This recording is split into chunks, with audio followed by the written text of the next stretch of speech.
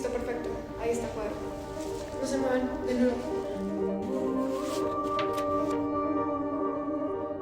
Casi todo lo que he escrito, lo he escrito para alguien que no puede leerme.